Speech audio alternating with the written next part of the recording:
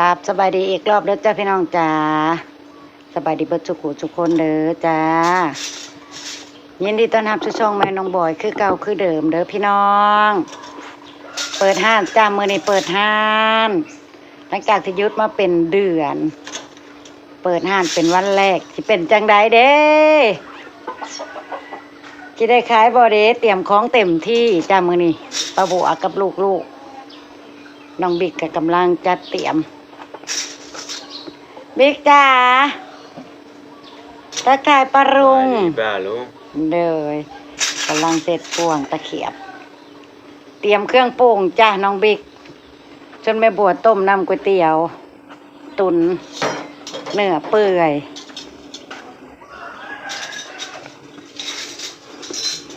ส่วนคนหล่อของทุกคนนั่งมืดเขาเหลืออยู่นี่บ้าดีป้าเนาะหั่นหนังหมูที่แม่ซื้อมาเมื่อเช้านี่เลยพี่น้องสิเฮ็ดแคบหมูจ้าจะทำแคบหมูใส่ก๋วยเตี๋ยวจ้าพี่น้องเอ้ยสามแม่ลูกเตรียมกันชลุฮุกตั้งแต่เช้าๆพอ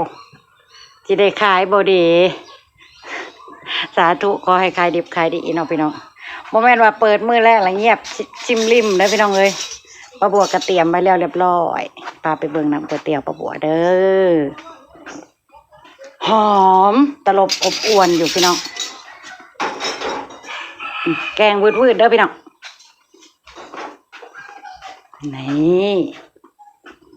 ตรวจพี่น้องเตรียมเต็มที่จ้ามื้อนี้ป้าบัววันแรกว้าวเบิ่งพี่น้องกำลังตุนเนื้อเปื่อยก๋วยเตี๋ยวเรือจ้ะพี่น้องสูตรของป้าบัวนี่เห็นบ่พี่น้องนำก๋วยเตี๋ยวป้าบัวมาเด้อลูกค้ามาเด้อแซ่บสุดยอดมื้อนี้ปรุงแซ่บป้าบัวปรุงพี่น้องเตรียมไว้เรียบร้อยเหลือแต่ลูกๆจัดเตรียมเครื่องปรุงป้าบัวก็สิเฮ็ดแคบหมูและน้องบอยหั่นเสร็จโอ้ยแต่ว่าสิเป็นจังไดล่ะพี่น้องมาลุ้นกันว่าป้าบัวสิได้ขายบ่กับลูกๆนี่เตรียมกันเต็มที่อยู่นี่นะดังไพ่ล่ะดังไพ่สิเฮ็ดแคบหมู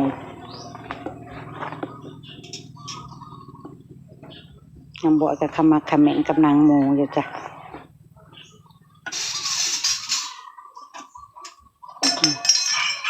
ต้องตัดต้องแต่งยังลูกแมว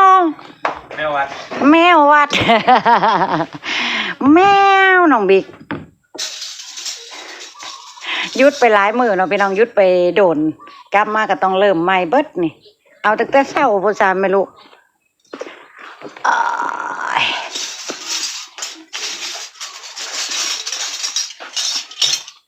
ปลาลุงเอ้ยซื้อซอยน้องบิ๊กเนี่ยเด้อเนี่ยอุตส่าห์เสร็จบ่วงเตรียมช้อนตะเกียบอยู่เนี่ย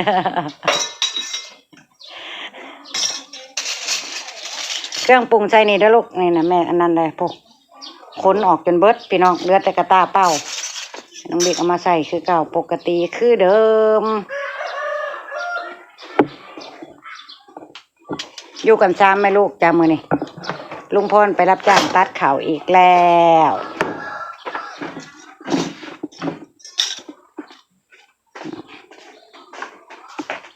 หน้าที่เพิ่นเคยเฮ็ดเพิ่นก็เฮ็ด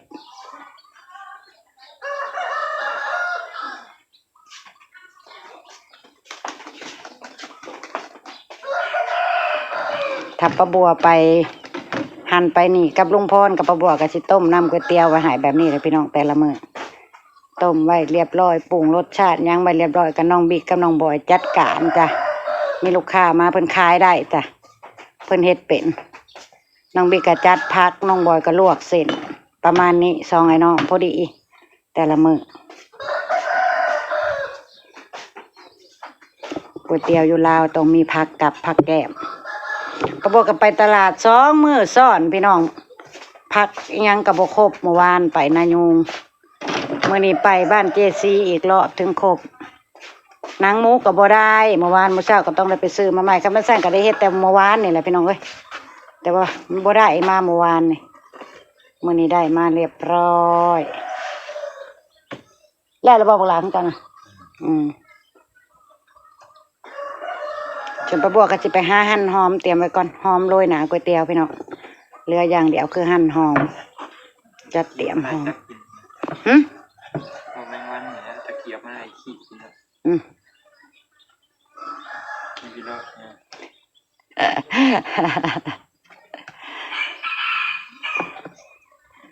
ขอให้ขายได้เด้อเนาะมื้อนี้เนาะวันแรกแหกมานภายเด้สิเป็นคนสิมาประเดิม ให้สามแม่ลูกหึ เอา โอ้ยโตกินกับบ่แม่นประเดิมแล้วเนาะพี่น้อง น้องเวียกว่าเฮา หวยแรกบริไม้ลูกค้าลูกไม่น่าบอก ให้ลูกไม่ค่ากินฟังแหน่พี่น้อง ตัวแรกลูกไม่ค่ากินน้องเวียกว่า แม่นบ่ก็สิไปบางห้ามมาอ่อนนะเอาไปแทกไปจุดใส่ในขยะนะแม่ไปเทอยู่นั่นน่ะใกล้สิซาแล้วลูกไปจุดใส่เด้อนะแถวมาแล้วก็ต้องเอาทยอยเอาแถวนี้ฝนตกพี่น้องขยะปะบวกอะเก็บไว้บ่อยากเอาออกไปอันนั้นให้มันเปียกมันเปื้อนแล้วมันจูดยากนะแห้งแล้วนี่แหละก็สิเริ่มแล้วบัดนี้ทยอยเคลียร์พื้นที่ห้านปะบวกแหละกล่องเกิ่งที่ใส่เขาคองมาไปซื้อแต่ละเทื่อ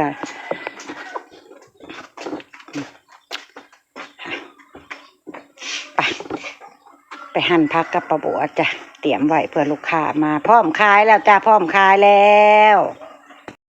มาพี่น้องปะบวกสิหั่นหอมไว้โรยหนาก๋วยเตี๋ยวจ้ะ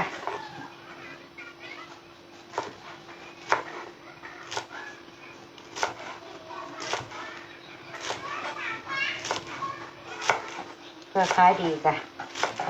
บ่ได้ต้องมาวุ่นวายกับหอม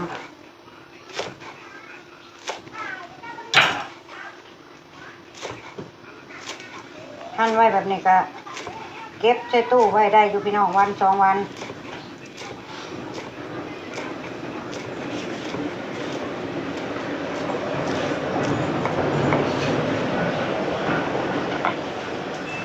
ตอนนี้พักกำลังแพงพี่น้องมึงเนี่ย10 บาทตั้งสาย10 บาทต้นหอม10 บาท พักอันพักหอมซีน่ะบ่ต้องเว้าถึงเลยแทบบ่มีขายพี่น้องเพราะบัวกะสิหยอมใส่นี่ล่ะใส่ตามอันเพิ่นแพงอะไรพี่น้องรวมๆกันเนาะก็หอมคือเก่า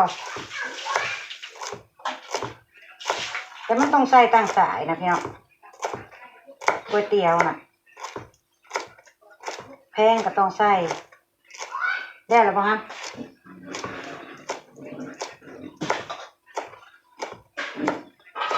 บ่อยก็หั่นแล้วเรียบร้อยรอเตรียมของซอยแม่รอไปเรื่อยรอรถปั่นเขาเพิ่นโทรมาก็ต้องไปประบวกกับคล้ายกับน้องบิ๊กเตรียมไว้แล้วก็เนาะบ่ยากดอกรวมๆกันไว้นะพี่น้อง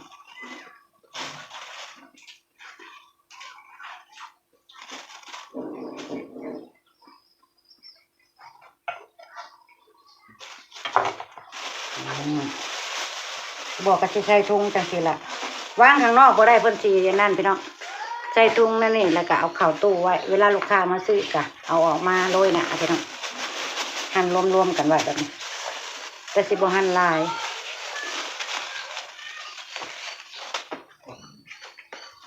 ส่วนอันนี้จะเก็บไว้ถ้ามันเบิดก็จะออกมาหั่นอีกผักบุ้งตัวงอกนี่แหละเอามาแล้วลูกให้รถให้เขาตู้รถความรู้สึกผมไม่หาย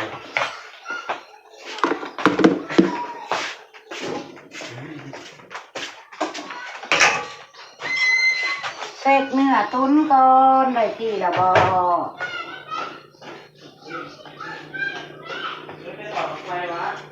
อุ้ยหอมพี่น้องหอม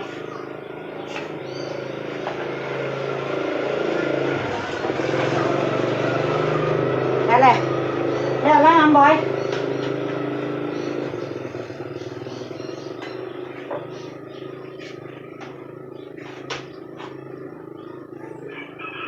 แล้วมือว่างแล้วมาจับกล้องให้แม่ดู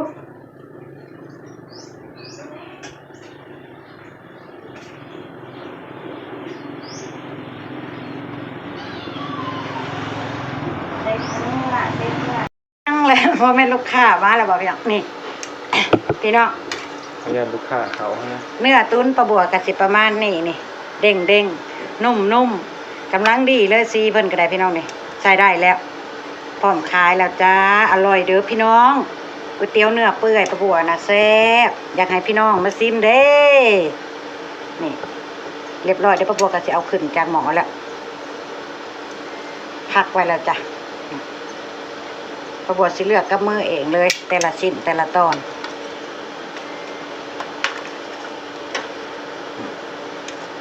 เพิ่นสิพอเฮามาตุนแล้วเพิ่นสิเป็นเอ็นแก้วไปนำได้พี่น้องแซ่บได้พี่น้อง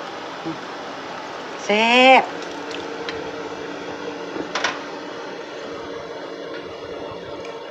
พี่น้องอยู่ไกลมาอุดหนุนปลาบัวหน่อยเด้ออยากขายมื้อนี้อยากขายเตรียมเต็มที่ อย่าให้ปลาบัวผิดหวังเด้อเนาะ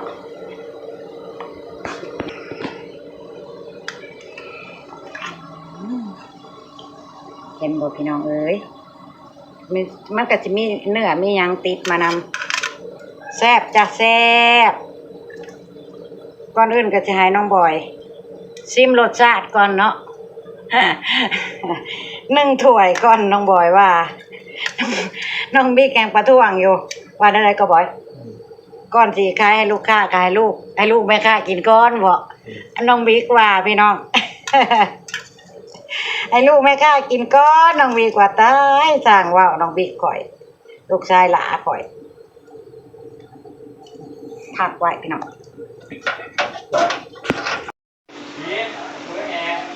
นั่งว่ากินเพื่อแองเลย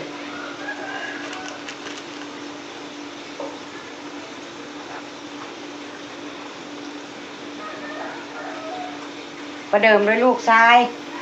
ลูกไหมค่ะ ประเดิมด้วยลูกแม่ค้าคือน้องบิ๊กโอ้ยป๋อตกพี่น้องคือน้องบิ๊กว่าอีหลี เลย โคตรอุกพี่น้องกลิ่นหอมจะเป็นเฟอร์ลาวพี่น้องเป็นเส้นก๋วยเตี๋ยวลาว เอาเส้นเละ ฮะ ๆเส้นเละ เช่นไม่เละ ๆเละ นึกว่าเส้นไม่เละ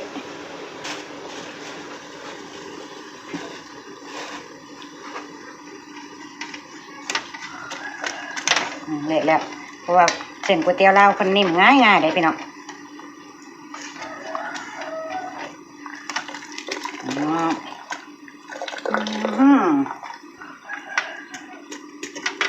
พี่น้องน่ากินบ่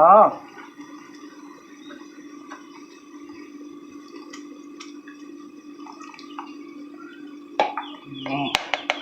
ประเดิมด้วยลูกชายแม่ค่ะพี่น้องเอ้ย